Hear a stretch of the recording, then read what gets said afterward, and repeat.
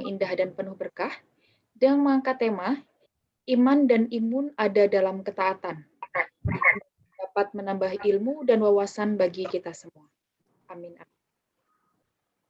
Dan tidak lupa sholawat serta salam kepada Nabi kita, Nabi Agung Muhammad Sallallahu Alaihi Wasallam, keluarganya, sahabat dan pengikutnya hingga akhir zaman. Yang terhormat Ustadz Taki, yang kami hormati Deputi Direktur Bidang Human Capital, yang kami hormati Deputi Direktur Wilayah Banten, serta seluruh peserta pengajian dan istighosah, baik yang mengikuti via Zoom maupun YouTube yang berbahagia. Sebelum memasuki acara pengajian pada hari ini, marilah kita buka bersama dengan membaca basmalah dan dilanjutkan dengan bacaan suratul Fatihah. Al-Fatihah.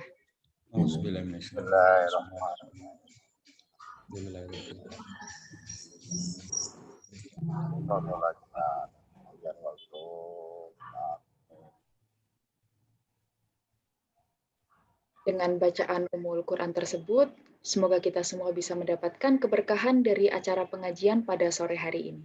Amin. Amin.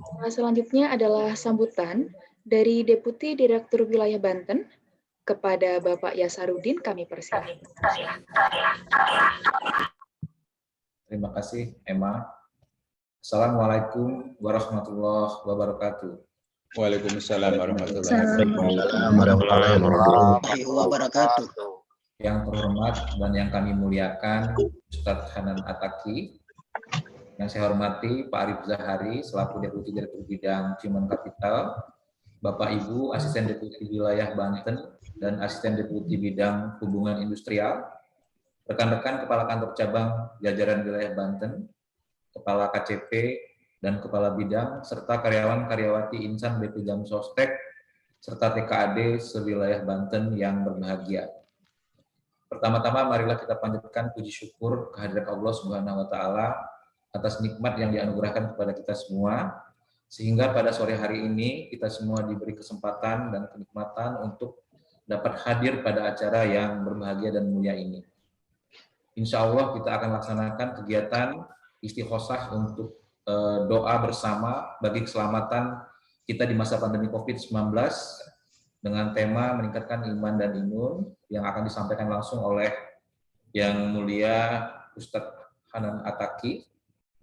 Kami di jajaran wilayah Banten sudah merencanakan ini minggu yang lalu, namun karena ada beberapa kendala Pak Debdir, kami reschedule menjadi minggu ini. Insya Allah kegiatan ini diberkahi oleh Allah Subhanahu wa taala. Salawat serta salam semoga tercurah kepada junjungan kita baginda Nabi Muhammad Sallallahu Alaihi Wasallam yang senantiasa kita harapkan syafaatnya di yaumil kiamah kelak.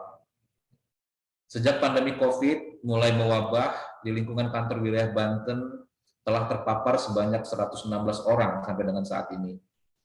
Sebanyak 97 orang karyawan dan TKAD sebanyak 19 orang. Yang belum sembuh sampai dengan hari ini sebanyak 12 orang. Mari kita doakan bersama dalam kesempatan ini untuk kesembuhan dan kesehatan rekan-rekan yang masih dalam proses penyembuhan, dan kita semua yang sehat walafiat semoga selalu dalam lindungan Allah dan insya Allah selalu sehat. Bapak, Ibu, dan rekan-rekan yang berbahagia, mari kita ikuti acara ini dengan khusyuk agar dapat berlangsung dengan lancar dan kita dapat memetik manfaatnya untuk kita semua. Akhir kata saya mohon maaf apabila ada yang kurang, mohon kepada Pak Arif dapat menyampaikan sambutan dan membuka kegiatan ini. Billahi taufiq wal hidayah. Wassalamualaikum warahmatullahi wabarakatuh. Waalaikumsalam warahmatullahi wabarakatuh. Terima kasih Pak Yasarudin atas sambutan yang telah disampaikan.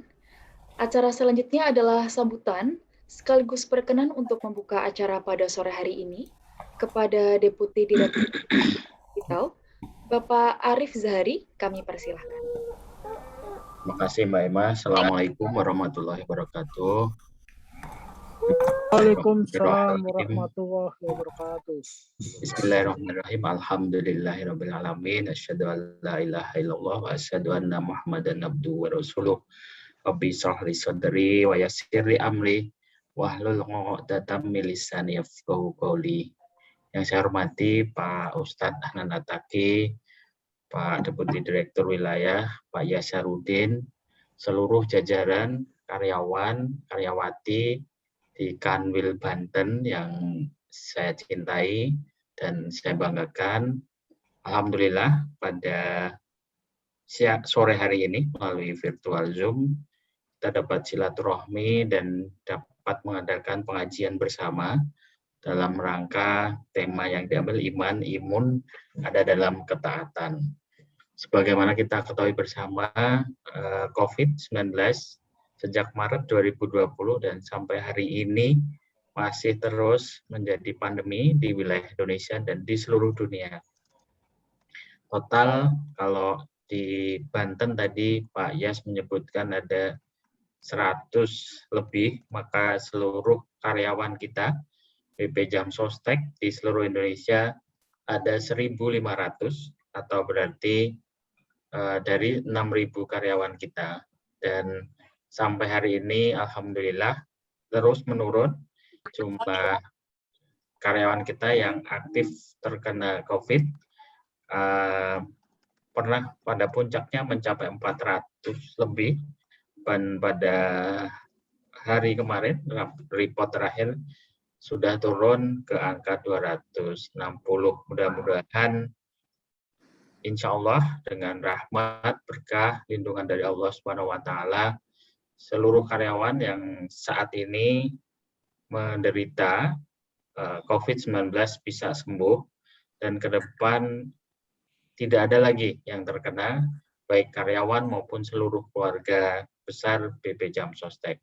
Sehingga kita dapat menjalankan aktivitas kita dengan lancar, memberikan perlindungan kesejahteraan untuk bekerja di Indonesia.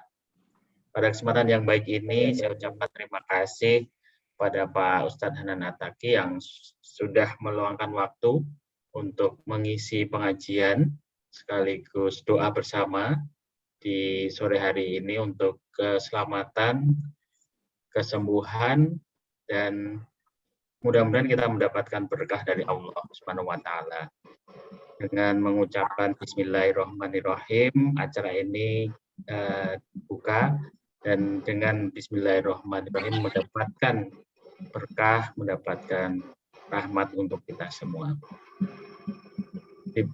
Kami dari Human Capital menyelenggarakan ini di seluruh Indonesia, di seluruh kantor wilayah. Mudah-mudahan seluruh karyawan kita, keluarga besar BP Jam Sostek, bisa mendapatkan lindungan dari Allah Subhanahu wa Ta'ala. Karena upaya saja tidak cukup, setelah berikhtiar maka kita serahkan seluruhnya kepada Allah Subhanahu wa Ta'ala. Demikian, mudah-mudahan ini bisa lancar acaranya dan kita semuanya diberikan kesehatan dan kesembuhan untuk yang sedang sakit. Billahi taufiq wal hidayah. Assalamualaikum warahmatullahi wabarakatuh. Waalaikumsalam warahmatullahi wabarakatuh. Waalaikumsalam warahmatullahi wabarakatuh. Atas sambutan dan karena telah berkenan untuk membuka acara pada sore hari ini. Acara selanjutnya adalah acara inti, yaitu tausiah dengan tema Iman dan Imun ada dalam ketaatan, yang akan disampaikan oleh Al-Mukarram Ustadz Hanan Attaqi. Sebelumnya, izinkan saya untuk sedikit membacakan profil beliau. Beliau adalah putra asli Aceh yang menempuh pendidikan Al-Quran di Al-Azhar Mesir pada tahun 2004. Setelah selesai pendidikan di Kairo, beliau kembali di Indonesia dan menetap di Bandung. Dakwahnya cukup dikenal di kalangan millennials, Gen Z, khususnya anak muda. Beliau adalah ustadz dengan follower sosial media terbesar di Indonesia. Totalnya 10,6 juta followers di Instagram dan YouTube. Dakwahnya memilih segmen khusus pemuda, sehingga meskipun di kalangan orang tua beliau kurang populer, tapi sebaliknya di kalangan pemuda beliau cukup dikenal. Wah, kalau ini saya kurang setuju sih, karena di kalangan keluarga saya pada kenal nih sama Ustadz Hanan Attaqi. Pas saya minta restu ke ibu saya aja, ibu saya bangga banget nih anak saya nge-MC-in Ustadz Hanan Attaqi. Semoga dakwah Ustadz Hanan Attaqi terus berkembang dan mampu mengawal para generasi muda dalam membangun Indonesia. Selanjutnya perkenalkan saya menyampaikan bahwa Ustadz Hanan Ataki mengajak kita semua untuk menginvestasikan harta kita untuk support program dakwah beliau. Programnya sendiri ada banyak, di antaranya ada The Pesantren, Yayasan Pemuda Indonesia, dan Sekolah Rimba Indonesia. Nah, untuk saya sendiri tertarik banget dengan Sekolah Rimba Indonesia.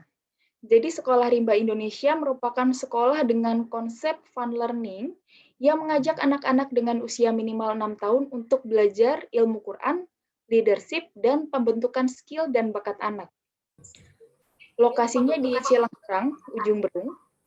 Saya juga sempat lihat postingan Instagramnya. Wah, seru banget sih. Belajar sambil main di tempat yang masih benar-benar hijau, asri, dan tenang. Dan konsepnya outdoor. Dan menggunakan konsep fun learning, insya Allah lebih mudah untuk menyerap ilmu-ilmu yang diajarkan.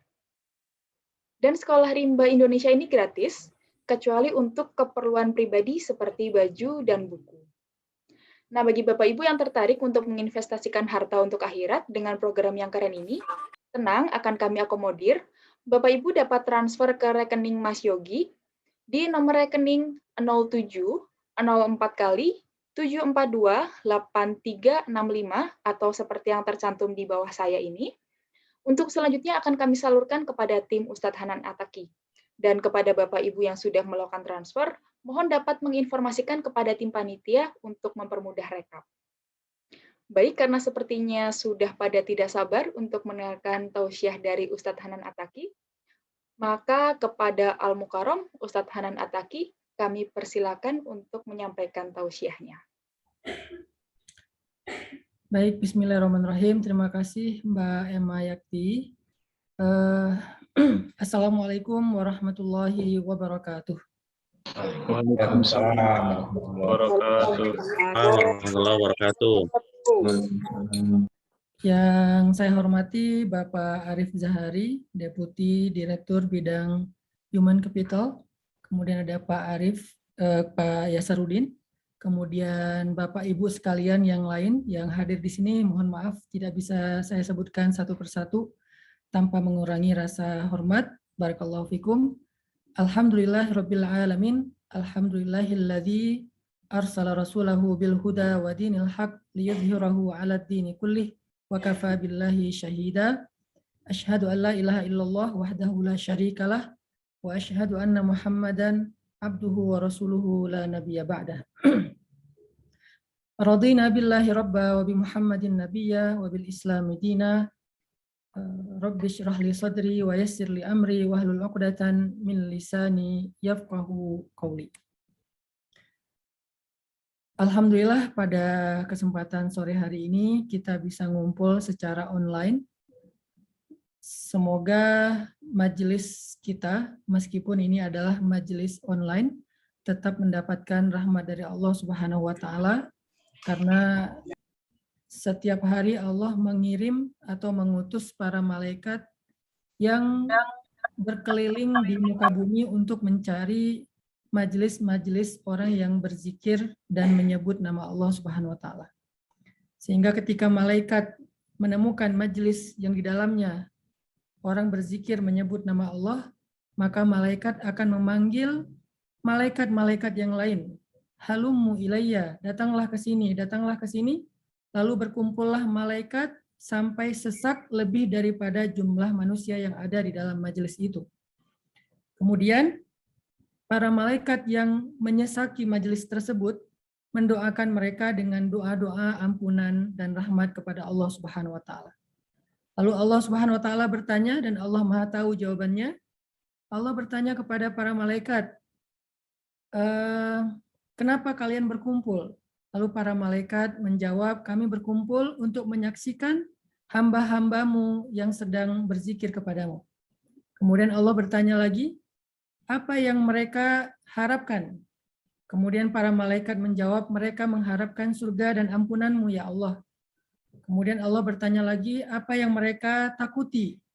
Kemudian para malaikat menjawab, mereka takut akan azabmu dan api neraka ya Allah. Lalu Allah Subhanahu wa Ta'ala berfirman kepada para malaikat, wahai para malaikat, saksikanlah Sesungguhnya aku telah mengampuni dosa mereka, menjaminkan surga untuk mereka, dan menghindarkan mereka dari azab api neraka. Lalu salah satu malaikat bertanya kepada Allah, ya Allah, sesungguhnya di antara orang-orang yang hadir itu ada yang tidak benar-benar menyimak majelis, baik itu ilmu ataupun zikir, karena dia tertidur. Kemudian Allah Subhanahu wa Ta'ala menjawab, sesungguhnya dia pun mendapatkan apa yang didapatkan oleh yang lain. Inilah salah satu di antara keistimewaan majelis ilmu dan majelis zikir. Semoga kita mendapatkan keistimewaan itu pada hari ini, insya Allah. Bapak Ibu yang dirahmati Allah Subhanahu wa Ta'ala, berbicara tentang istighosah. Istighosah itu salah satu di antara amalan ajaib, amalan istimewa yang disebutkan di dalam Al-Quran. Di dalam surat Al-Anfal ayat 9, Allah Subhanahu wa Ta'ala berfirman, A'udzu billahi minasyaitonir rajim. Bismillahirrahmanirrahim. إذ تستغيثون ربكم فاستجاب لكم إذ تستغيثون ربكم فاستجاب لكم أني ممدكم بألف من الملائكة مردفين. Shadaqallahul azim. Allah Subhanahu wa Ta'ala menyebutkan kalimat il tastaghithun.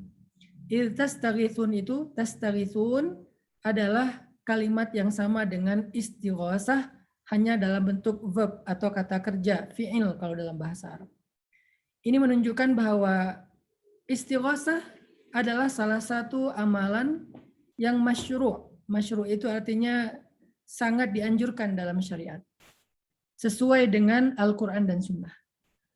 Dan bahkan bukan hanya sesuai dengan Al-Quran dan Sunnah, termasuk istighosah di antara amalan-amalan yang istimewa yang ada dalam Islam. Kita bisa membaca keistimewaan dari istighosah di dalam ayat ke-9 surat Al-Anfal, yang berkisah tentang Perang Badar, satu malam sebelum terjadi Perang Badar. Kita tahu bahwa Perang Badar itu adalah perang yang sangat tidak seimbang. Perang pertama yang dialami oleh Nabi dan para sahabat ketika mereka baru sampai di Madinah tahun kedua Hijriah.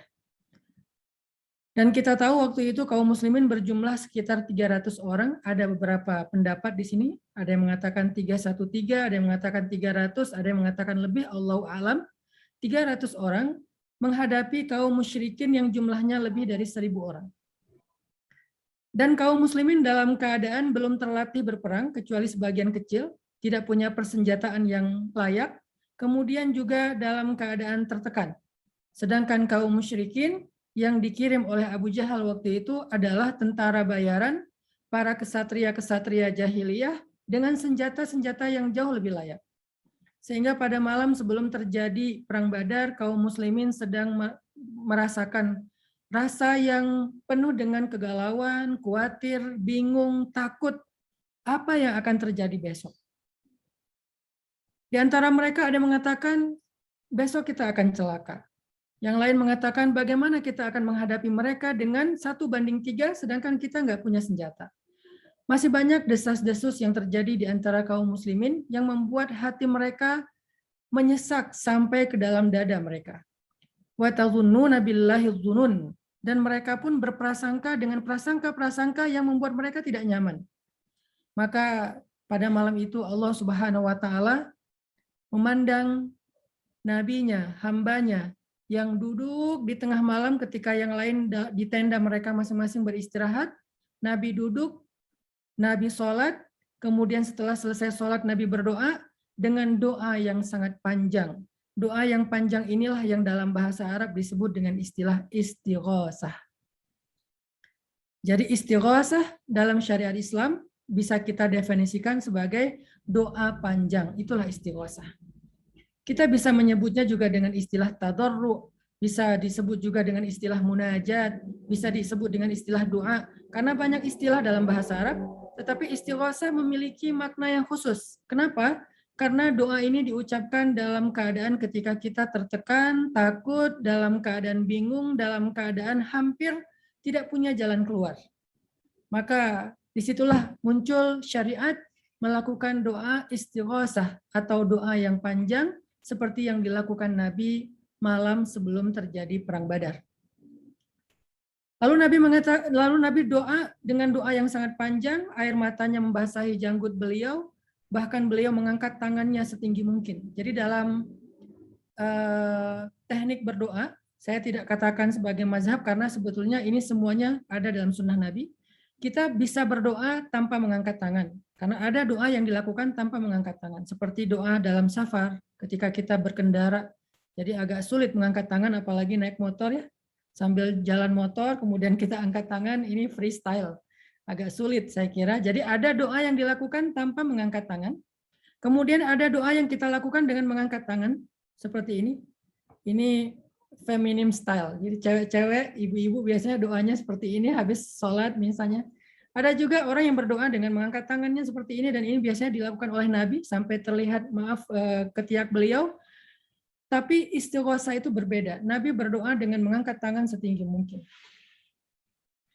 Jadi Nabi berdoa dalam istighosah mengangkat tangan setinggi mungkin. Dari mana saya tahu Nabi mengangkat tangan setinggi mungkin? Dari kalimat sejarah bahwa Nabi mengangkat tangan sampai jatuhlah rida. Rida itu syal ataupun sorban Nabi dari pundak beliau.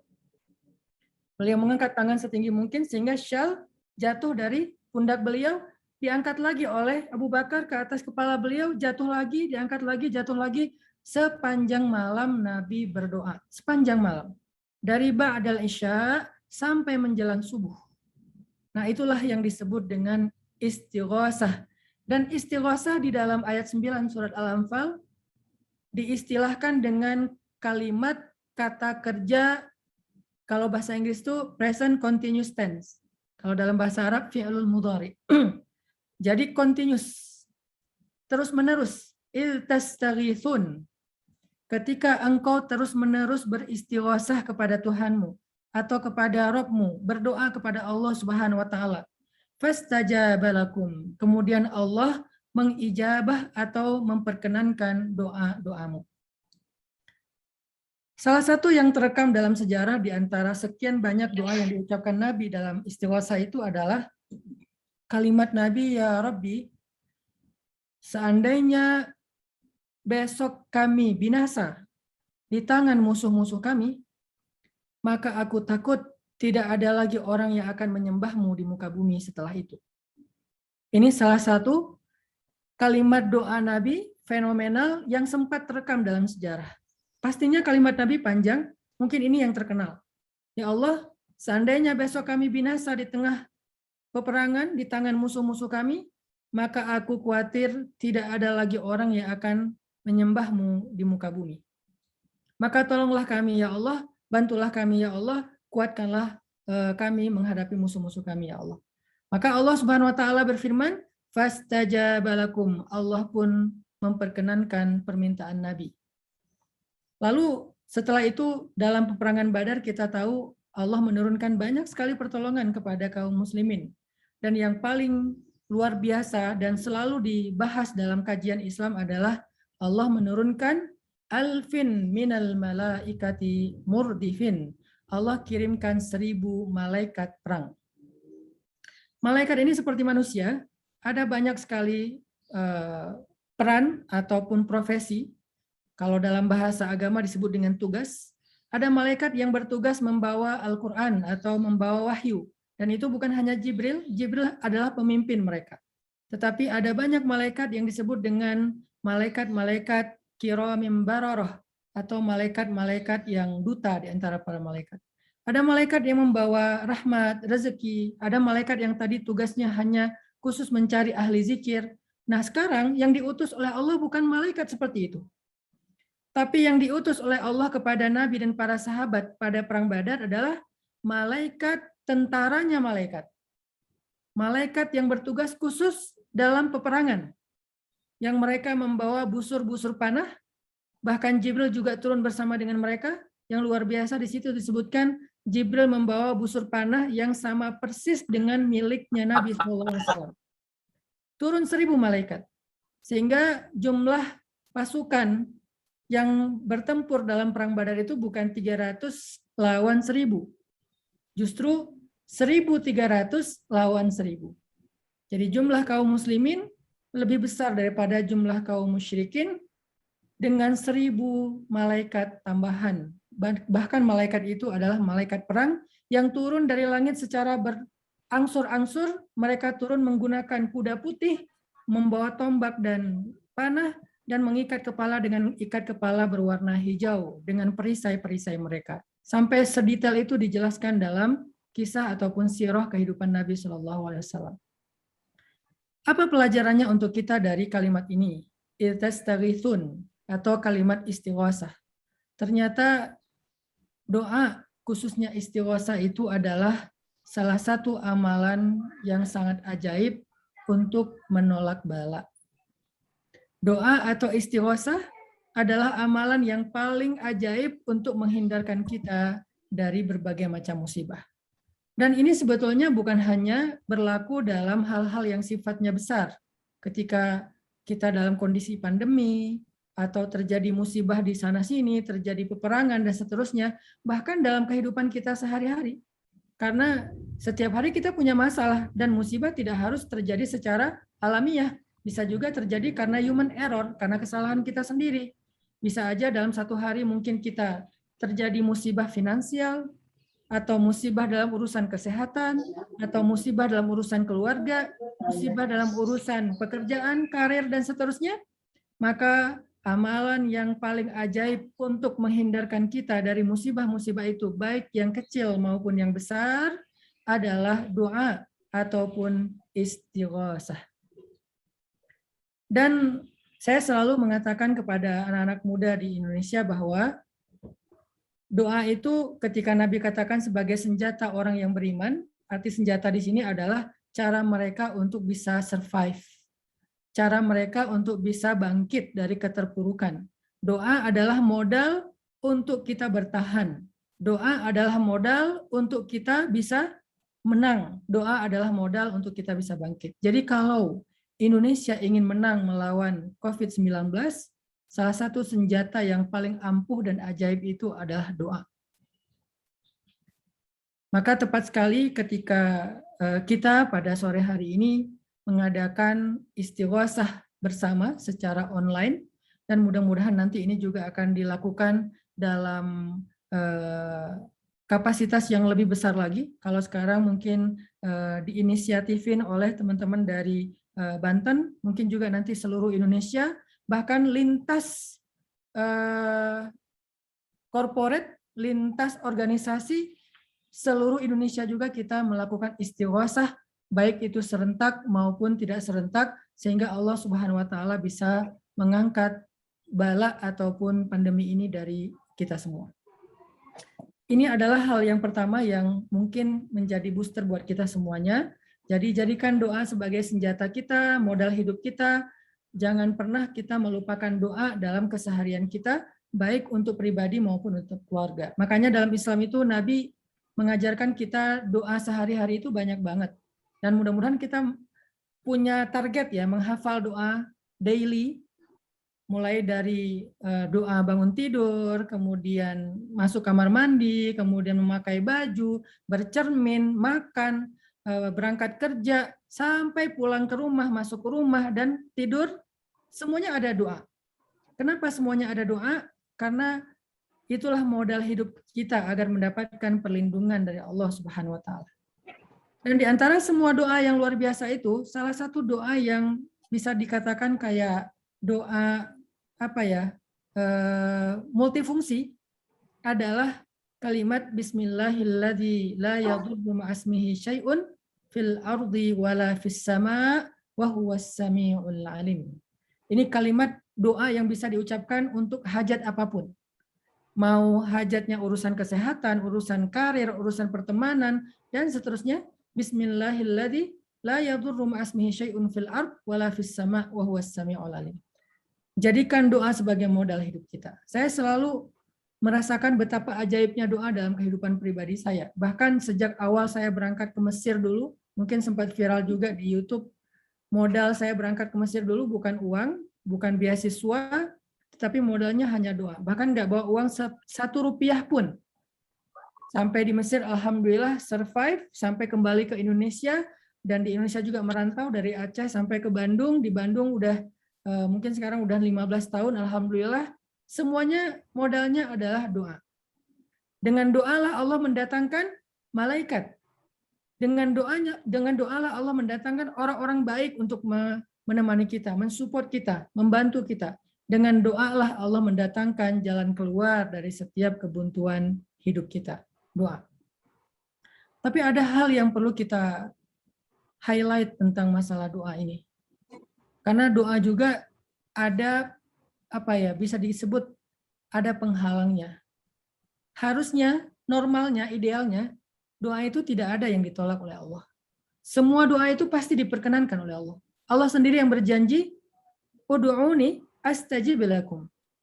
Mintalah kepadaku, aku akan mengijabah doa kalian. Kalau bahasa sahabat, sal tu'tah. Mintalah pasti diberikan. Nggak ada yang ditolak sama Allah. Allah nggak pernah menolak permintaannya. Permintaan hamba nggak ada yang ditolak oleh Allah. Karena Allah maha kaya untuk memberikan apa yang kita butuhkan.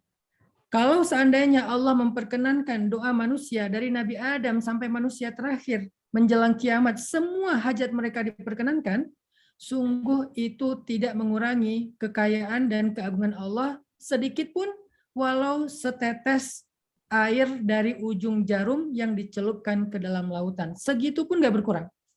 Jadi buat Allah tidak ada rasa terbeban untuk memperkenankan doa kita. Idealnya semua doa itu diijabah. Allah juga berfirman, wa idza sa'alaka 'ibadi 'anni fa inni qarib ujibu da'watad da'i idza da'an. Aku akan mengijabah. Ijabah itu dari kata jawab. Jawab itu jadi bahasa Indonesia, jawab. Ujibu da'watad da'i idza da'an. Aku akan menjawab, merespon, memperkenankan doa hamba-hambaku yang berdoa kepadaku. Ini janji Allah. Jadi idealnya doa itu adalah sesuatu yang pasti. Pasti dijawab sama Allah. Pasti diperkenankan oleh Allah. Pasti dikabulkan. Pasti. Dengan 3 cara. Allah kabulkan persis seperti yang kita minta. Ini biasa sebetulnya. Cuman banyak dari kita pengennya yang ini nih. Ini saking bodohnya manusia. Kita ingin doa kita dikabulkan selalu seperti yang kita minta. Padahal belum tentu yang kita minta itu yang terbaik. Allah memperkenankan doa kita dengan 3 cara. 1, diperkenankan persis seperti yang kita minta. Yang kedua, kalau tidak diperkenankan persis seperti yang kita minta, Allah akan memperkenankan doa kita lebih baik dari apa yang kita minta. Kadang-kadang ketika kita berdoa meminta sesuatu, lalu apa yang kita inginkan tidak terjadi, kita ngeluh, kita bilang, di mana Allah? Kok Allah nggak memperkenankan doa saya? Padahal bisa jadi Allah sedang menyiapkan yang lebih baik dari yang kita minta. Setelah sekian lama nanti baru kita sadar dan bersyukur akhirnya. Dan yang ketiga, ini juga sama-sama baik, Allah tidak mengabulkan doa kita dengan cara Allah ganti menghindarkan kita dari keburukan yang sama dengan kebaikan yang kita minta. Jadi apa ruginya berdoa? Kalau nggak dikabulkan persis, diberikan yang lebih baik. Kalau nggak dikabulkan persis dan diberikan yang lebih baik, maka dihindarkan dari keburukan yang sama dengan yang kita minta. Lalu ruginya berdoa itu apa? Nggak ada ruginya. Saya bisa katakan doa itu adalah salah satu amalan yang nggak mungkin rugi, pasti untung. Tapi kenapa ada yang nggak mendapatkan 3-tiganya? Yang pertama nggak dapat, yang kedua apalagi, bahkan yang ketiga pun nggak. Kok ada orang yang berdoa nggak dapat salah satu dari 3 ini? Ternyata bisa jadi ada penghalang. Ini yang jarang kita highlight, yang jarang kita garis bawahi. Karena doa harusnya sampai kepada Allah, tetapi ada penghalang. Bukan Allah tidak memperkenankan. Allah pasti memperkenankan doa kita. Hanya bisa jadi doa kita emang nggak sampai. Lost sinyal. Bisa jadi hilang di tengah, bisa jadi kegantung. Saya pernah transfer uang dari satu akun ke akun yang lain. Waktu itu saya transfer pas lagi di kebun. Karena di kebun memang sinyalnya suka putus-putus. Jadi saya pas transfer, ternyata dari rekening yang saya pakai udah ketarik, tapi rekening tujuan belum keterima. Oh ya udah, saya tunggu, mungkin karena sinyal tadi, siapa tahu nanti malam sampai. Saya tunggu sampai malam belum sampai. Besok hari belum sampai. 3 hari saya tunggu nggak sampai. Saya datang ke banknya, saya tanya ke customer service, kata mereka, oh mungkin ada gangguan sinyal, jadi ketarik dari rekening sebelumnya tapi belum sampai ke rekening setelahnya. Coba kami telusuri, setelah ditelusuri 1 pekan kemudian baru sampai.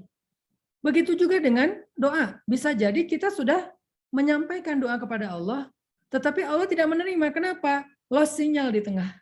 Ada masalah nih. Nah, kita perlu cari tahu apa sih masalah yang membuat doa kita nggak sampai kepada Allah. Karena seandainya dia sampai, pasti dikabulkan oleh Allah. Nggak mungkin ditolak.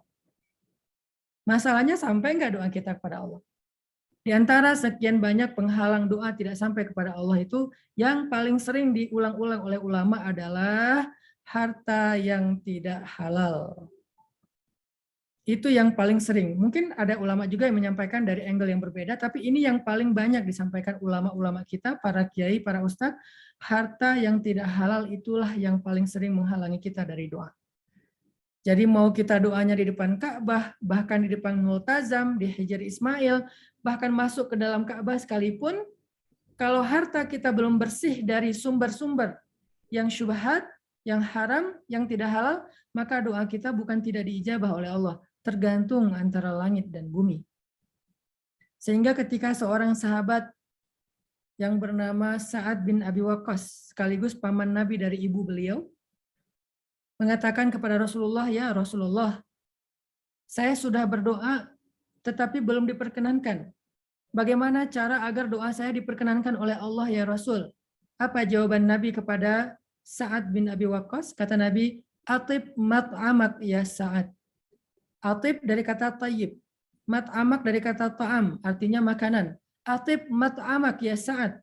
Bersihkanlah makananmu wahai Sa'ad. Arti bersihkan makanan, bersihkanlah hartamu, sumber penghasilanmu, pekerjaanmu, rezekimu, wahai Sa'ad. Waktu itu Sa'ad, seperti beberapa sahabat yang lain, masih melakukan praktek riba. Dengan berbagai macam variannya, karena riba ini kan luas sekali dan terus berkembang varian-varian barunya, sama seperti pandemi juga banyak variannya, begitu juga dengan riba, banyak variannya. Dan Sa'ad memutar hartanya, supaya dia terus tumbuh dengan cara varian riba. Sehingga setelah mendapatkan nasihat dari Nabi, langsung introspeksi diri, insaf itu jadi bahasa Indonesia juga insaf, lalu pulang ke rumah, dia keluarkan semua harta yang pernah dia dapatkan dari sumber yang tidak halal, dia bagi-bagikan kepada fakir miskin, sampai kemudian dia merasa udah clear banget, udah bersih banget dari sumber yang tidak halal. Kemudian saat datang lagi kepada Nabi mengatakan, ya Rasulullah, saya sudah membersihkan harta saya. Kemudian Nabi mengangkat kedua tangannya berdoa, ya Allah, ajib li Sa'ad idza da'ak. Ya Allah, perkenankanlah doa Sa'ad jika dia berdoa kepadamu. Maka sejak saat itu, tidaklah Sa'ad bin Abi Waqqas mengangkat kedua tangannya, kecuali Allah langsung mengijabah doa Sa'ad bin Abi Waqqas saat itu juga. Sehingga Sa'ad dikenal sebagai orang yang diijabah doa. Angkat tangan diperkenankan, angkat tangan diperkenankan. Jadi hidupnya mudah. Modal hidup kita bukan uang, uang itu jalan saja. Uang itu adalah asbab, uang itu adalah wasilah. Tetapi modal hidup kita adalah doa.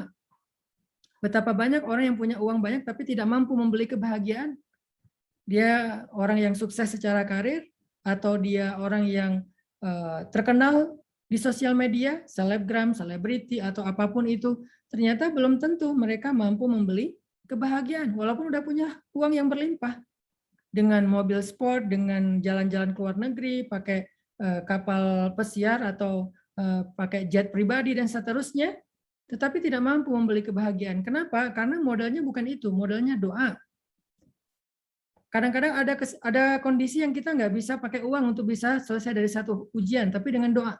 Saya dulu sering jadi tour leader dalam perjalanan ke luar negeri, pernah ke beberapa negara, dan dalam pengalaman-pengalaman selama membawa trip, ada aja insiden terjadi di bandara. Kadang-kadang ada anggota atau member kita yang ketinggalan paspor di pesawat, transit di salah satu negara di bandara, pas udah turun baru ngomong ke saya, Ustadz, paspor saya ketinggalan, nggak ada, udah saya cari loh. Di mana? Saya lupa naruh di mana. Tapi udah saya cari nggak ada. Akhirnya lari sana lari sini, dan itu kayak seperti kehilangan nyawa kalau nggak ada paspor di luar negeri. Ada masalah seperti itu. Kadang-kadang ada masalah apa lagi, dan semuanya bisa selesai dengan doa. Coba bayangkan ketika kita punya masalah seperti itu, lalu kita berdoa, doa kita nggak sampai kepada Allah. Terus siapa yang akan menolong kita? Begitu juga dengan bangsa kita di Indonesia. Ketika kita berdoa nggak sampai kepada Allah, siapa yang akan nolong kita terus? Makanya doa adalah modal. Nabi SAW pernah mengisahkan tentang seorang laki-laki Bani Israel. Ada seorang laki-laki Bani Israel melakukan perjalanan menggunakan onta dengan semua bekal yang ada di atas ontanya, rahilah, melakukan perjalanan. Di tengah jalan dia istirahat di sebuah oasis, lalu dia melihat sekelompok orang sedang barbeque, tapi dagingnya, maaf, daging babi. Mereka lagi barbeque, daging babi. Laki-laki Bani Israel ini menghampiri mereka dan mengatakan, "A'tini hadas samak." Kata dia, berikan saya sepotong dari ikan ini. Dia menggunakan bahasa apa? Berikan saya sepotong dari ikan ini. Dia nggak menyebut daging babi, dia menyebutnya ikan. Dalam bahasa fikih ini disebut hilah, mencari-cari celah untuk mengubah hukum dengan mengganti nama. Yang tadinya namanya apa? Diganti nama yang lain seolah-olah menjadi sesuatu yang baik. Berikan saya ikan ini. Kata mereka, ini bukan ikan, ini daging babi, dan engkau laki-laki Yahudi tidak boleh makan babi kan? Kata dia, siapa yang meminta babi? Saya minta ikan. Tapi dia nunjuk ke arah daging babi yang lagi dibakar. Karena orang Bani Israel ini suka mencari-cari alasan dalam mengganti syariat Allah. Akhirnya mereka nggak mau berdebat, makan. Makan, diberikan kepada dia, dia makan. Setelah makan, dia minum sama dengan mereka, yaitu minum khamar. Makanan haram, minuman haram. Dia minum, makan, sampai kenyang, sampai mabuk, semalaman, kemudian dia naik lagi ontanya untuk melanjutkan perjalanan. Di tengah jalan karena dia pusing, karena dia mabuk, akhirnya dia jatuh dari untanya, tertidur di tengah padang pasir, dan untanya pergi, meninggalkan dia. Keesokan harinya saat dia sadar dari mabuknya, dari tidurnya, dia melihat sekeliling, ternyata ontanya udah nggak ada, bekal minuman, makanan, selimut, segala macam sudah dibawa lari oleh ontanya. Dia mencari ke sana kemari, lari keliling semampunya dia sampai dia lelah, kehausan, dehidrasi, akhirnya dia menyerah. Setengah hari dia mencari onta itu, jalan kaki, lari-lari di tengah padang pasir yang panas, akhirnya dia menyerah, dia mengangkat tangannya ke langit, dia mengatakan, "Ya Rabbi, ya Rabbi." Setelah menceritakan kisah ini, Nabi kemudian komen. Jadi ini cerita dari Nabi, Nabi juga yang mengkomentari cerita ini. Apa komennya Nabi? Ma'kaluhu haram, mashrabuhu haram, malbasuhu haram, wa ghudhiya bil haram, fa anna yustajabu lidzalik, kata Nabi. Makanannya haram, minumannya haram, pakaiannya haram, kendaraannya haram. Bagaimana Allah akan mengijabah doa orang tersebut? Maka dalam cerita itu disebutkan laki-laki itu kemudian mati di tengah padang pasir dalam keadaan doanya ditolak. Jadi sebetulnya doa itu dahsyat sekali efeknya kalau tidak ada penghalang. Sehingga nasihat buat diri saya sendiri dan kita semuanya adalah, yuk kita jadikan doa sebagai modal hidup kita. Yuk kita jadikan doa sebagai madad, datangnya pertolongan Allah kepada bangsa kita, terutama dari ujian pandemi yang luar biasa ini, tetapi juga sambil kita introspeksi diri kita masing-masing. Apakah doa kita bisa sampai kepada Allah dalam kondisi harta kita seperti saat ini?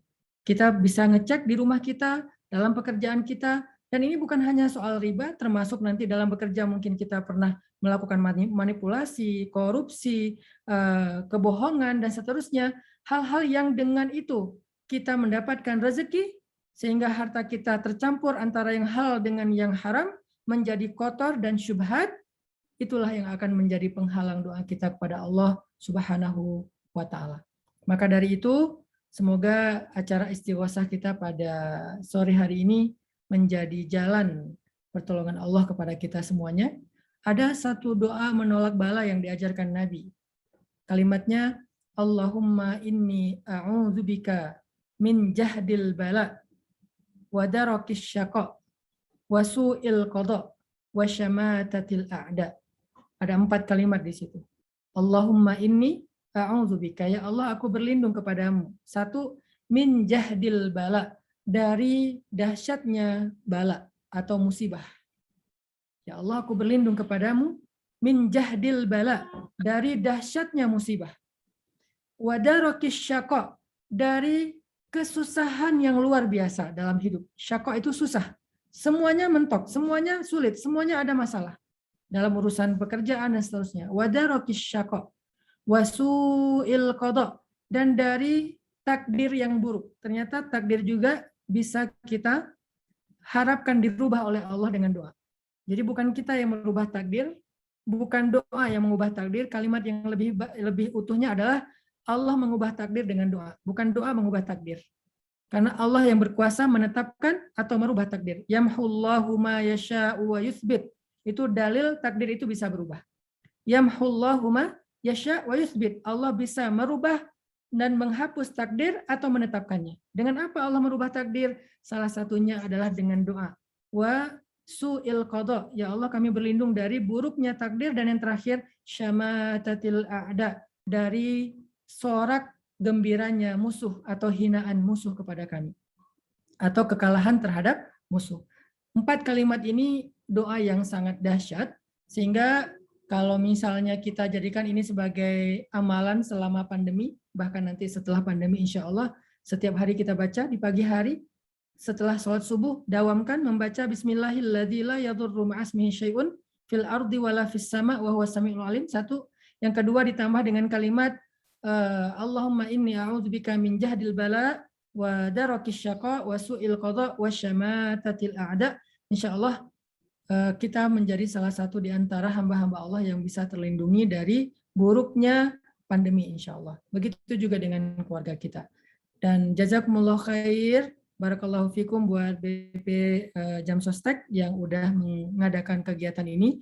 Semoga berkah hidup kita, pekerjaan kita, keluarga kita, dan pastinya bangsa dan negara kita diangkat dari berbagai macam ujian dan musibah. A'udzubillahi minasyaitonirrajim. Allahumma inna na'udzubika min jahdil bala wa darakis syaqa wa su'il qada wa syamatatil a'da. Rabbana atina min ladunka rahmah wa hayyi' lana min amrina rasyada waj'al lana min kulli dhiqin makhraja wa min kulli hammin faraja wa min kulli usrin yusra. Amin ya rabbal alamin. Itu yang saya bisa sampaikan sebagai booster. Saya kembalikan lagi kepada Mbak Emma. Silakan, Mbak. Masya Allah, terima kasih Ustadz atas tausiahnya. Sangat menarik. Ternyata doa adalah salah satu amalan yang sangat ajaib ya untuk menolak bala. Dan bala terbesar saat ini adalah pandemi COVID-19 yang sudah berlangsung selama 2 tahun ini. Dan doa adalah salah satu modal kita untuk survive dan menang dari pandemi ini. Selain taat prokes, social distancing, menggunakan masker, minum vitamin, jangan lupakan doa karena doa tidak akan ditolak oleh Allah, kecuali diberikan yang lebih baik lagi. Atau apabila ada penghalang doa ya, dan kita harus introspeksi diri masing-masing. Masya Allah. Selanjutnya, bagi Bapak Ibu yang memiliki pertanyaan, dapat mendaftarkan diri dulu di kolom chat. Untuk selanjutnya nanti akan kami pilih untuk berinteraksi langsung dengan Ustadz. Sembari menunggu pertanyaan, izinkan saya sampaikan lagi bahwa kami mengakomodir apabila Bapak Ibu berkeinginan untuk berinvestasi melalui program-program yang dimiliki oleh Ustadz Hanan Attaqi dan tim. Caranya mudah, cukup transfer ke nomor rekening 0704 kali 742 8365 atas nama Yogi Prigima. Untuk selanjutnya akan kami salurkan kepada tim Ustadz Hanan Attaqi. Dan kepada Bapak Ibu yang sudah melakukan transfer, mohon dapat menginformasikan kepada tim panitia untuk mempermudah rekap. Baik, sudah ada beberapa pertanyaan yang masuk. Atas nama Ibu Siti Nurul Syamsiah, Dipersilahkan untuk bertanya secara langsung.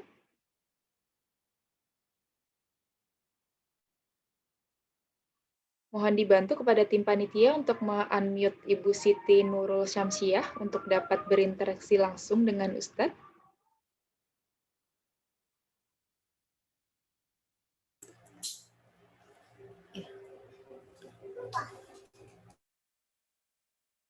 Silakan Ibu Siti Nurul Syamsiah.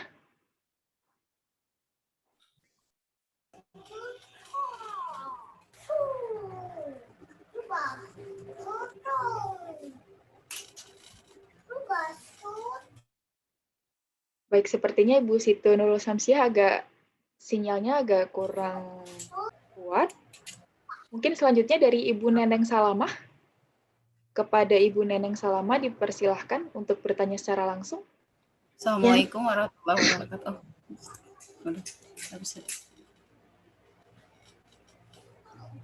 Nggak bisa. Ya, terima kasih. Assalamualaikum warahmatullahi wabarakatuh. Yang terhormat Bapak Ustadz, Pak Yas, izin bertanya. Kita manusia pasti pernah merasakan yang namanya kecewa, sedih, dan mungkin sampai titik terendah. Bagaimana cara kita meningkatkan iman kita jika kita dihadapkan pada situasi seperti ini? Mungkin itu Ustadz, terima kasih. Assalamualaikum warahmatullahi wabarakatuh.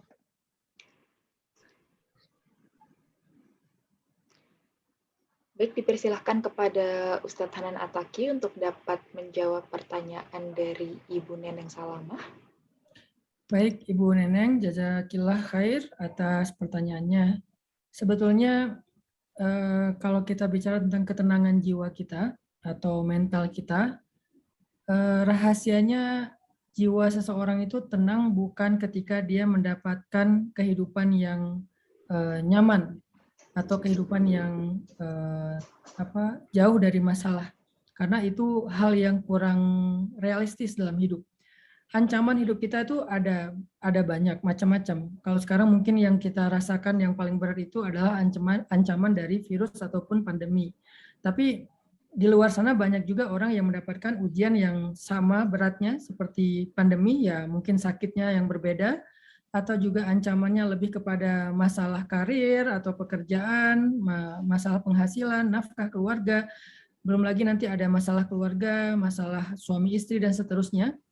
Lalu bagaimana kita tetap bisa tenang, bisa nyaman untuk menghadapi semua ujian itu dalam kondisi-kondisi sulit? Apa yang kita perlu bangun dalam diri kita? Ketenangan seseorang itu ada di dalam iman kepada Allah Subhanahu wa Ta'ala. Sehingga ketika kita yakin Allah Maha Kuasa, makhluk tidak kuasa, Allah Maha menolong, Allah di atas segalanya, ala kulli syai'in qadir, nggak ada yang Allah nggak bisa. Dan saat kita bergantung kepada Allah, Allah sebaik-baik penjaga, saat itulah hati kita menjadi tenang. Itu yang disebut dengan kalimat ala bidzikrillah tatmainnul qulub.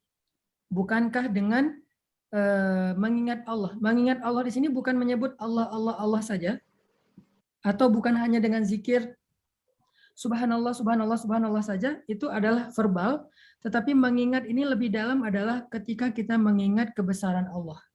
Jadi saat kita mengatakan la haula wala quwata illa billah, di situ kita belajar membangun self awareness bahwa Allah itu Maha Kuasa. Kita mungkin merasa udah nggak berdaya. Bisa aja kita merasa lemah di depan pandemi atau virus ini. Bisa jadi kita merasa nggak aman dari penularan virus ini, apalagi nanti ada varian baru, ada gelombang baru dan seterusnya, di mana ancamannya daya tularnya lebih dahsyat daripada sebelumnya. Mungkin kita merasa la haula wala quwata, nggak ada daya, nggak ada upaya, lemah.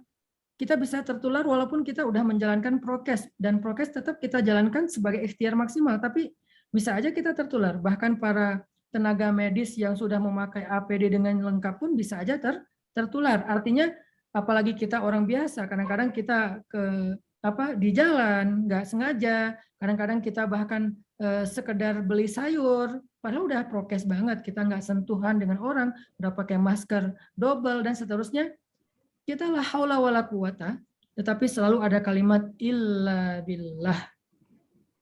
ada Allah di atas segalanya. Sehingga kalau kita mau belajar tuma'ninatul qalb, ketenangan jiwa, sakinatun nafs, ketenangan hati, maka kita harus mulai dari belajar meletakkan Allah di atas segalanya, sehingga ketika kita ingat kebesaran Allah, hati kita menjadi tenang. Belajar iman di sini. Bagaimana cara belajar iman? Ingat kisah Nabi Ibrahim yang sudah berada di dalam kobaran api. Kita sekarang berada di tengah-tengah pandemi. Nabi Ibrahim berada di tengah-tengah kobaran api. Pandemi tidak terlihat walaupun ancamannya luar biasa. Api ancaman luar biasa dan terlihat. Sangat nyata di sekeliling Nabi Ibrahim dan panasnya mulai terasa. Datang malaikat Jibril kepada Nabi Ibrahim. Kata malaikat Jibril, "Sal tu'tah." Minta wahai Ibrahim, minta apa? Apa jawaban Nabi Ibrahim? Amma ilaika fala. Meminta kepadamu enggak. Lalu Nabi Ibrahim mengatakan, hasbiyallah wa ni'mal wakil. Cukup bagi saya Allah sebaik-baik penolong. Kalimat cukup di sini bukan sekedar basa-basi. Kalimat cukup di sini terasa di hati. Memang Allah udah cukup. Jangan sampai merasa Allah masih kurang. Kita harus benar-benar merasa cukup berlindung kepada Allah setelah ikhtiar. Cukup bergantung kepada Allah setelah menjalankan syariat, setelah taat. Biar Allah yang menjaga kita. Sehingga dengan itu Allah berfirman, ya nar, wahai api, kuni bardan wasalaman ala Ibrahim. Jadilah engkau sejuk dan selamat untuk Ibrahim. Maka kalau kita ingin mendapatkan kalimat itu dari Allah, ya corona, kuni bardan wasalaman ala ibadi, jadilah engkau sejuk dan selamat bagi hambaku, walaupun dia adalah virus yang mematikan, dan itu Allah Maha Kuasa, itu bisa aja dilakukan. Kalau Allah berkehendak, idza arada syai'an ayyaqula lahu kun fayakun, mudah sekali. Maka belajar ingat sama Allah, belajar iman sama Allah, dengan belajar kisah-kisah para anbiya, Nabi Ibrahim dengan apinya, Nabi Musa dengan bentangan lautannya, dan belakang ada musuhnya Fir'aun, Nabi Muhammad di perang Badarnya, kemudian Nabi Isa dengan tiang salibnya, kemudian Nabi Nuh dengan badai dan banjirnya, dan banyak lagi kisah-kisah para anbiya di mana Allah menyelamatkan mereka setelah mereka bergantung dan berserah kepada Allah Subhanahu wa Ta'ala. Jadi rahasianya Bu Neneng Salamah adalah belajar iman, belajar yakin sama Allah. Sehingga ketika kita mengatakan la haula atau hasbiyallah, kita bukan hanya mengatakan dengan lisan, tapi kita mengatakan dengan hati. Insya Allah akan menjadi ketenangan. Insya Allah, terima kasih Ustadz Hanan Ataki atas jawabannya. Jadi kita harus belajar iman ya Bu, agar hati semakin tenang. Selanjutnya karena pertanyaannya sudah cukup banyak. Selanjutnya dari Mas Suryawan dari K17. Dipersilahkan untuk bertanya. Ya, terima kasih Mbak Emma atas waktunya. Assalamualaikum warahmatullahi wabarakatuh. Selamat sore Ustadz Hanan Ataki yang kami hormati. Izin bertanya nih Ustadz. Kira-kira menurut Ustadz, kunci sukses ketenangan hati dalam menjalani kehidupan di samping kita mengamalkan doa kita, menurut Ustadz Hanan Ataki ini kira-kira seperti apa? Karena yang kita ketahui kalau kita hanya berdoa saja tanpa ikhtiar, ya kan, mungkin belum makbul. Kira-kira menurut Ustadz Hanan Ataki seperti apa? Terima kasih Ustadz. Assalamualaikum warahmatullahi wabarakatuh. Assalamualaikum warahmatullahi wabarakatuh. Ikhtiar itu adalah bagian dari menyempurnakan hak Allah. Jadi bukan hanya berpangku tangan, karena Allah mengatakan orang yang berpangku tangan duduk saja, dalam bahasa Al-Quran disebut al-qa'idun, orang yang duduk berpangku tangan, itu tidak akan mendapatkan kebaikan apa-apa. Allah menyuruh kita qul siru fil ard, berjalanlah kalian ke muka bumi, fantasyiru, bertebaranlah kalian di muka bumi, itu adalah isyarat atau kode dari Allah untuk kita ikhtiar. Tetapi bukan ikhtiar yang menentukan hasil. Allah. Bagaimana cara kita menjemput hasil yang ada di tangan Allah? Dengan dua itu. Ikhtiar dan doa. Ikhtiar maksimal, doa juga maksimal. Baru ada hasil di sisi Allah. Nggak boleh sama sekali kita pisahkan dua hal ini. Saya doa aja, nggak usah ikhtiar. Allah bukan tidak memberikan hasil, tetapi belum sempurna syaratnya. Atau saya ikhtiar saja, tidak perlu berdoa, Kalaupun ada hasil, itu bukan dari Allah. Dan bisa jadi hasil itu menjadi jalan kita kepada masalah-masalah berikutnya. Yang dalam bahasa agama kadang-kadang diistilahkan dengan tadarruj. Tadarruj itu digelincirkan tanpa kita sadari. Maka supaya memenuhi hak dari kebaikan atau kesuksesan hidup, jalankan keduanya, ikhtiar. Nah, ikhtiar ini juga ada syaratnya, seperti doa. Ada syaratnya supaya dikabulkan, begitu juga ikhtiar. Ikhtiar seperti apa yang membawa kita kepada kebaikan? Ikhtiar fi sabilillah. Jadi fi sabilillah itu bukan hanya istilahnya jihad, bukan. Kerja fi sabilillah, apalagi jomblo pun ada fi sabilillah ya. Jomblo fi sabilillah itu artinya jomblo yang menjaga kehormatan, menjaga kemuliaan diri, tidak mencoreng kehormatan diri dan keluarga, itu jomblo fi sabilillah. Kalau bahasa saya jovisa. Nah, kalau kerja juga ada fi sabilillah.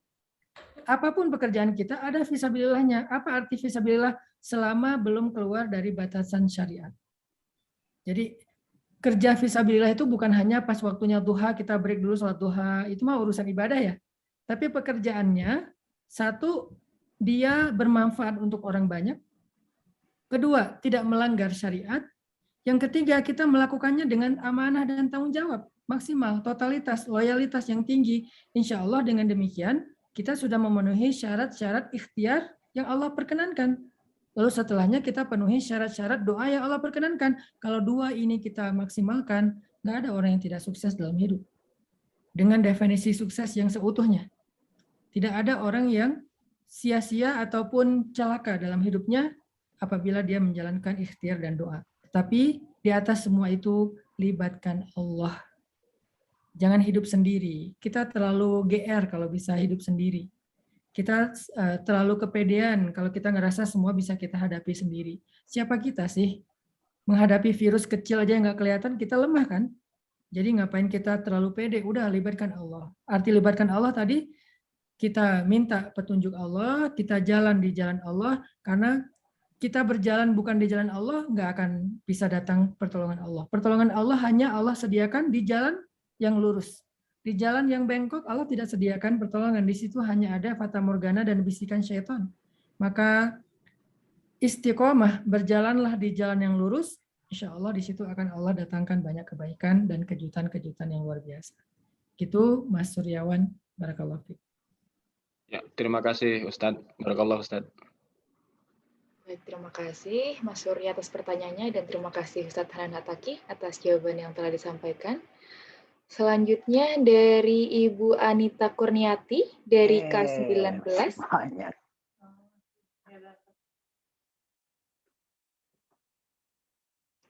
Bisa nggak saya ganti? Ghazali. Silahkan Pak Ghazali. Siapa nih yang tanya?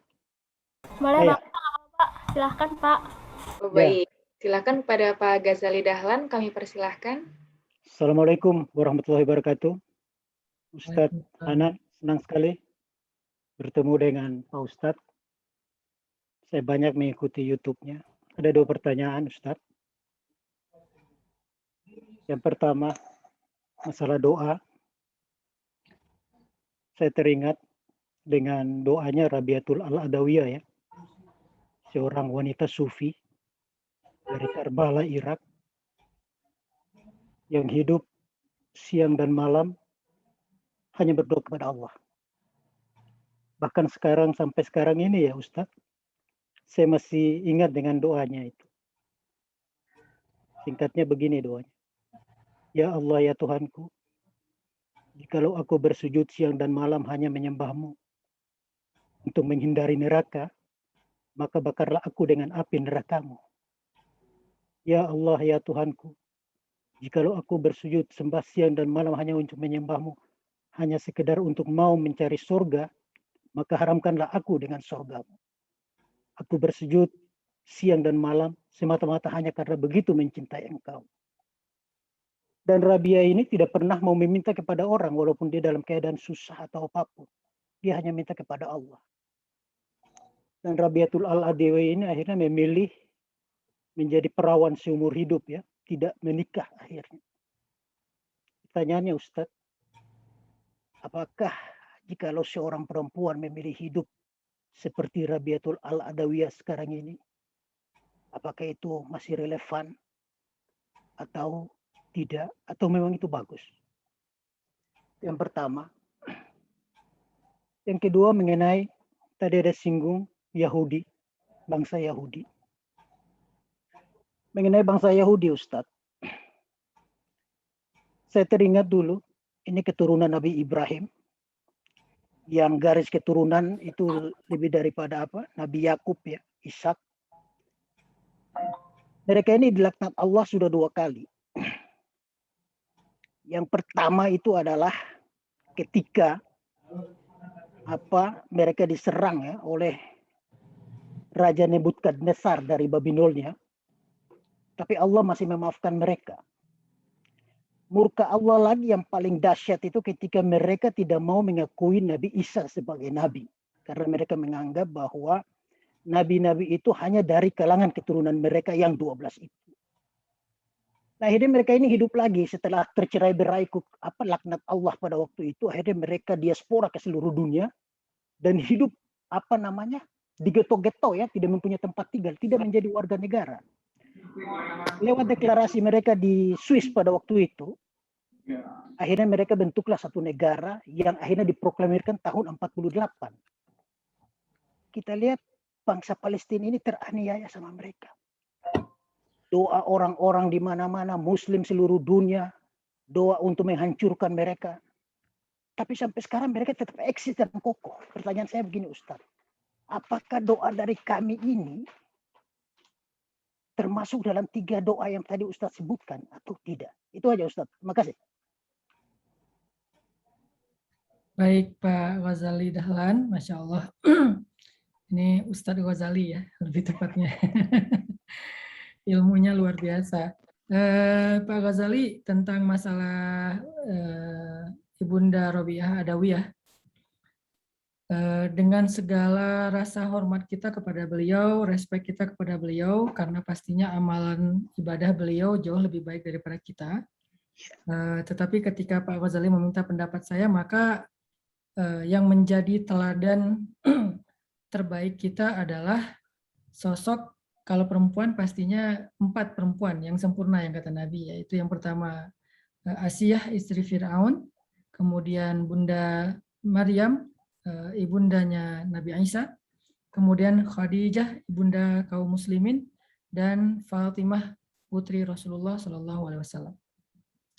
Maka kalau ditanya apakah lebih baik perempuan mengambil jalan hidup untuk menyendiri, pernah dilakukan oleh Sayyidah Maryam. Tetapi itu adalah cerita yang khusus. Ada perempuan yang memang mungkin meniru Sayyidah Maryam dalam hal ini. Tetapi Nabi juga mengajarkan kepada kita untuk hidup dengan hidup yang ideal itu adalah tidak tasyadud ke salah satu hal.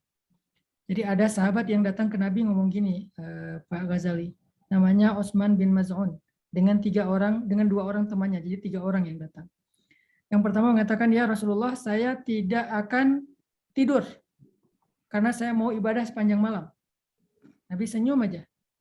Yang kedua mengatakan, ya Rasulullah SAW, saya tidak akan menikah.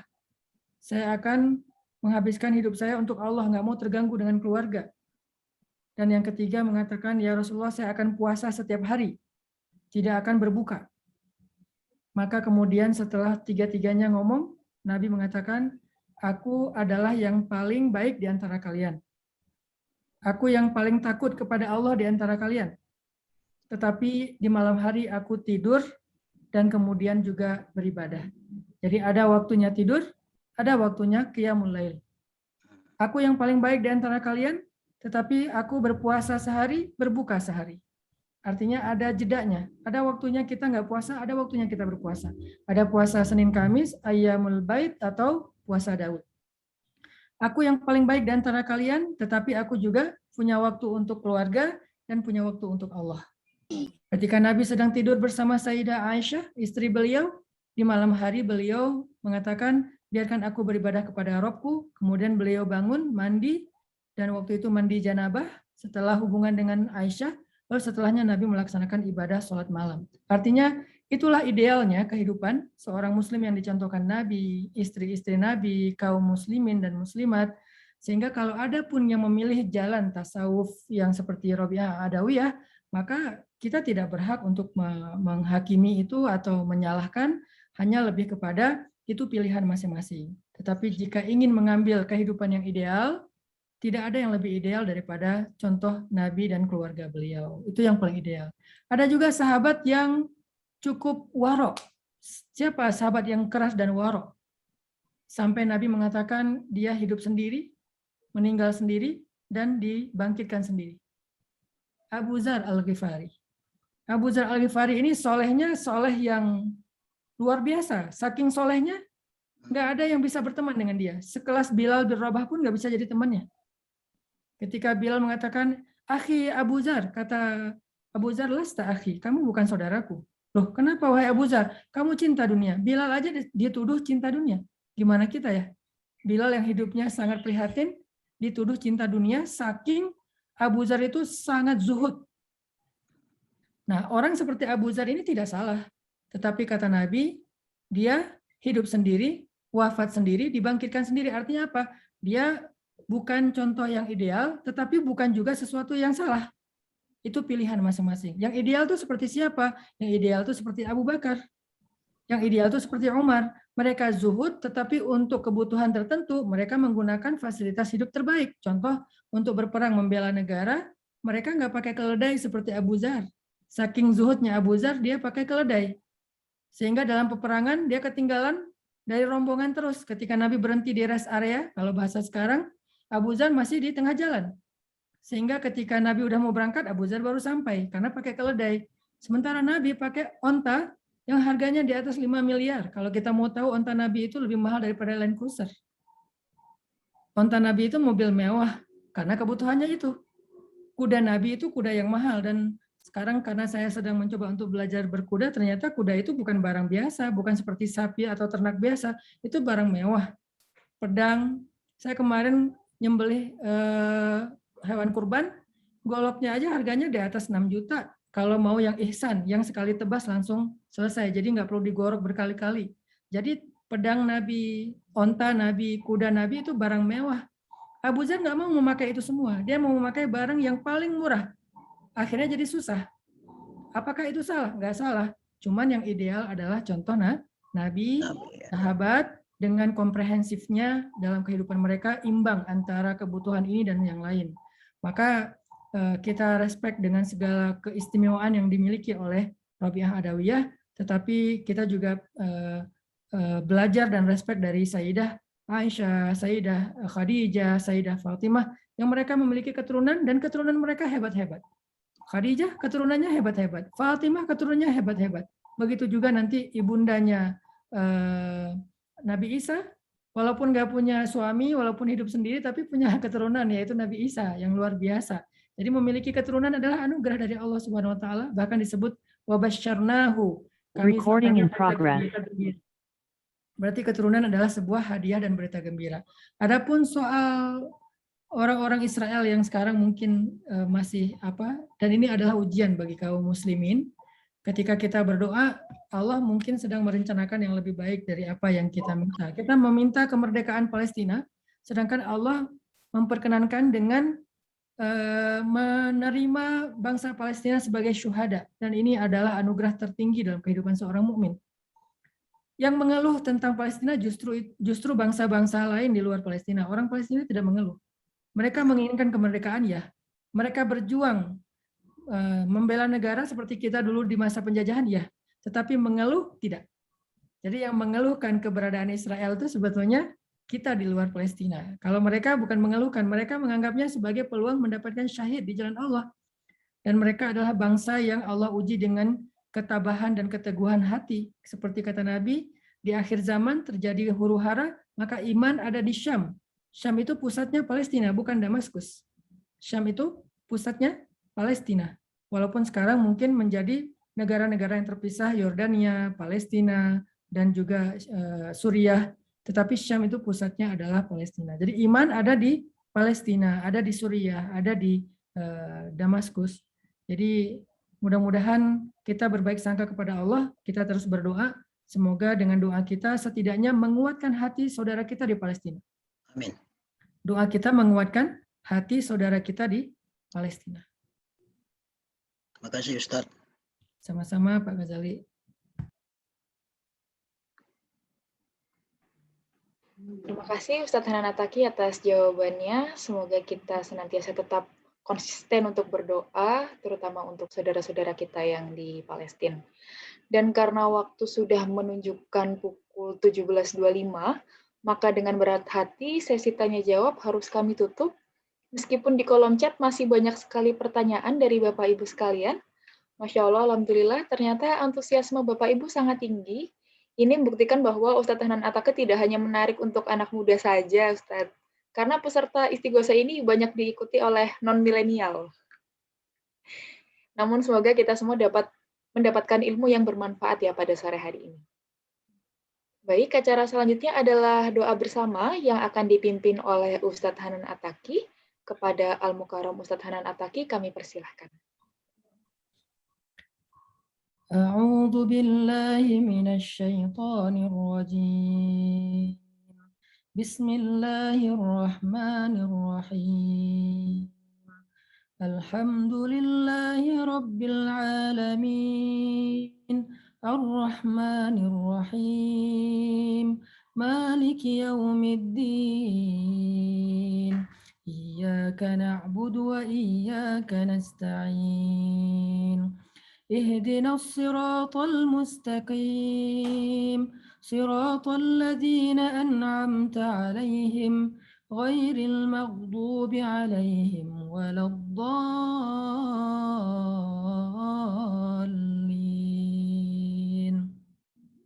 اللهم اغفر لنا ذنوبنا اللهم اغفر لنا ذنوبنا اللهم اغفر لنا ذنوبنا ولوالدينا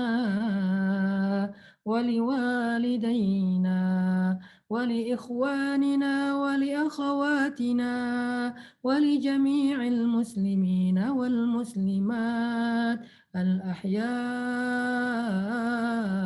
منهم والأموات اللهم يا قاضي الحاجات يا قاضي الحاجات يا مجيب الدعوات يا ربنا أجب دعوتنا يا رب العالمين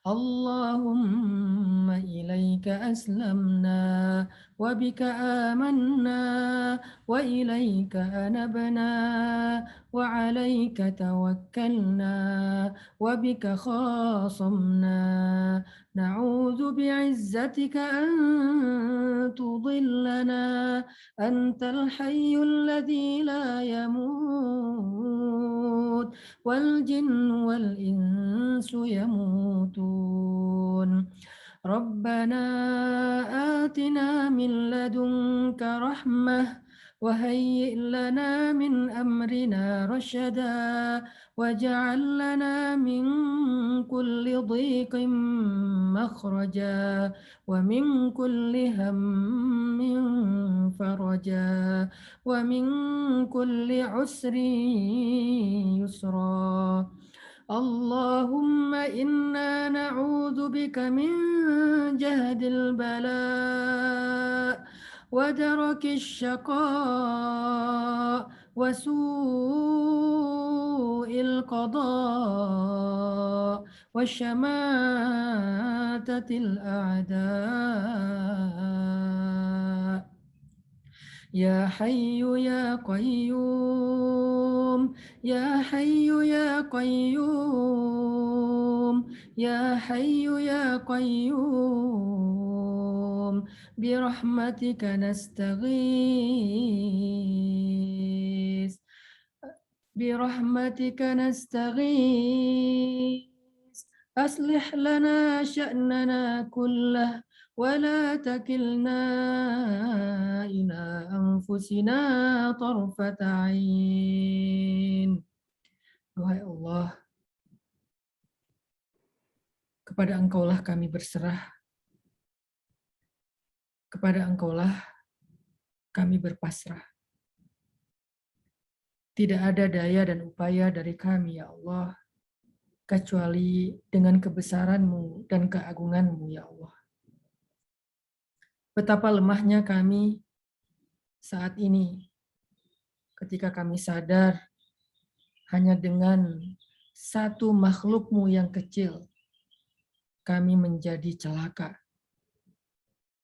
Betapa lemah dan tidak berdayanya kami saat ini. Satu persatu di antara kami, saudara kami, telah merasakan ujian dari pandemi virus penyakit ini. Di antara mereka ada yang mendapatkan kesembuhan dari-Mu. Tapi di antara mereka juga ada yang Engkau pilihkan mendapatkan keistimewaan syahid di jalan-Mu. Karena seseorang yang wafat karena pandemi adalah orang yang mendapatkan pahala syuhada di sisi-Mu. Dan orang yang wafat karena syahid, Engkau katakan mereka tidak mati, tetapi mereka hidup di sisi-Mu dan mendapatkan rahmat-Mu. Semua mereka beruntung. Yang Engkau berikan sakit lalu sembuh dengan kesabarannya, maka dia menjadi orang yang beruntung dengan kesembuhan itu. Semoga dengan kesembuhan itu, kehidupannya semakin membaik. Dia semakin dekat kepadamu, dia semakin taat kepadamu, dia semakin bermanfaat dan memperbaiki amal-amalnya untuk kesempatan berikutnya Engkau berikan dalam kehidupan dia. Sedangkan orang yang telah Engkau pilihkan wafat dengan penyakit ini, maka semoga dia mendapatkan pahala syahid di sisi-Mu, mendapatkan rahmat di sisi-Mu. Sehingga dia mengatakan seperti yang Engkau sebutkan di dalam surat Yasin, ya laita qaumi ya'lamun bima ghafara li rabbi wa ja'alani minal muslimin. Aduhai seandainya bangsa Indonesia tahu bagaimana nikmatnya syahid mendapatkan ampunan dan rahmat dari Allah Subhanahu wa taala. Maka kami tidak menangisi mereka, ya Allah. Justru kami cemburu kepada mereka, ya Allah. Yang kami tangisi adalah diri kami hari ini, ya Allah. Bukan saudara kami yang telah syahid, bukan juga saudara kami yang sedang sakit atau yang telah survive, tapi yang kami tangisi adalah diri kami. Apakah kami layak mendapatkan keistimewaan ketika kami Engkau uji dengan pandemi ini? Keistimewaan Engkau ampuni dosa karena pandemi. Keistimewaan Engkau hindari dari penyakit-penyakit. Keistimewaan Engkau sembuhkan. Atau keistimewaan mendapatkan pahala syahid. Atau justru pandemi ini membuat kami semakin lupa kepadamu, ingkar kepadamu, bahkan memanfaatkan pandemi untuk menyakiti dan menzolimi sesama. Ya Allah, kuatkanlah hati kami, kuatkanlah iman kami, agar kami mampu melewati masa-masa sulit ini. Kami, keluarga kami, bangsa kami, jadikanlah pandemi sebagai momentum persatuan bagi bangsa kami. Bukan saling menyalahkan, bercerai-berai, dan saling membelakangi. Ya Allah, jadikanlah pandemi bagi Indonesia sebagai aqabah, fakku raqabah, au it'amun fi yaumin dzi masghabah. Kesempatan untuk mendapatkan tempat yang tinggi, aqabah di sisi-Mu, dengan cara it'amun fi yaumin dzi masghabah. Justru menjadikan kondisi krisis pandemi sebagai kesempatan bagi kami melakukan amal-amal sosial. Memberi makan kepada orang yang kelaparan. Tetap memberi pekerjaan kepada orang yang kehilangan pekerjaan. Membantu saudara-saudara kami yang kehilangan pekerjaan, yang kehilangan penghasilan, yang kesusahan secara finansial. Itulah it'amun fi yaumin dzi masghabah. Itulah aqabah, menempati tempat yang tinggi pada masa-masa yang sulit. Jadikanlah bangsa kami bangsa yang menempuh jalan yang mendaki, tinggi dan mulia di sisi-Mu dalam kondisi yang sulit ini. Allahumma, selamatkanlah kami, keluarga kami, bangsa kami. Selamat dunia dan akhirat. Selamat iman, zahir dan batin. Amin, amin, ya rabbal alamin. Subhanakallahumma wa bihamdika. Ashhadu an la ilaha illa anta astaghfiruka wa atubu ilaik. Ala hadhihi niyah wa kulli niyatin salihah. Al-Fatihah.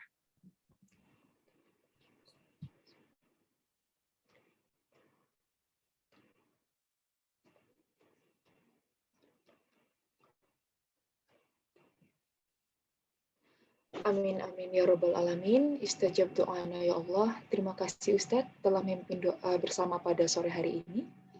Acara selanjutnya adalah penutup. Namun sebelum kita tutup pengajian pada sore hari ini, kami mengucapkan terima kasih kepada Ustadz Hanan Ataki karena telah berkenan untuk hadir dan memberikan semangat untuk kita semua. Tak lupa ucapan terima kasih juga kami haturkan kepada Bapak Arif Zahari dan Bapak Hamdillah Kosasih karena telah meluangkan waktunya untuk hadir di tengah-tengah kami. Saya, Emma, selaku MC, mewakili tim yang bertugas, mohon maaf apabila terdapat salah kata dan perbuatan selama kegiatan berlangsung. Wabillahi taufiq wal hidayah. Wassalamualaikum warahmatullahi wabarakatuh. Waalaikumsalam warahmatullahi wabarakatuh. Terima kasih semuanya, Pak Arif, teman-teman. Jazakallah khair Ustaz. Terima kasih Bahir, Pak Bahir, Ali. Bahir. Terima kasih. Iya, terima kasih tim Kanwil, tim panitia semua terima kasih. Terima kasih Pak Devdir, Liv Pak Devdir. Oh, Ya, izin live Pak. ya, Pak Arif, makasih Pak Arif. Ya Pak. Oh, iya. Salam buat teman-teman semua.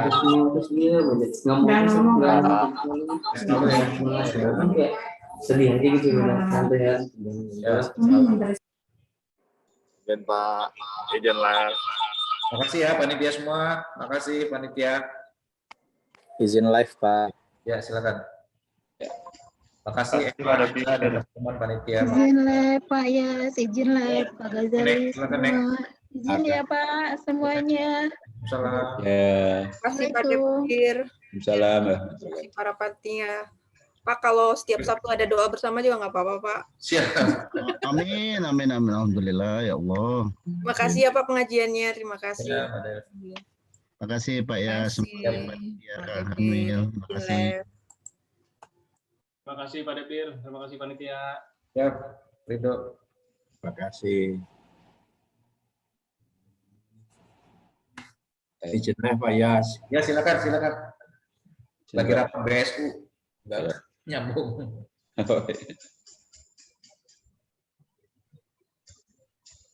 Izin ya, Emma, Angga, Pak Toto. Siapa ya? Terima kasih Pak ya. Ya. Terima kasih Pak. Ya.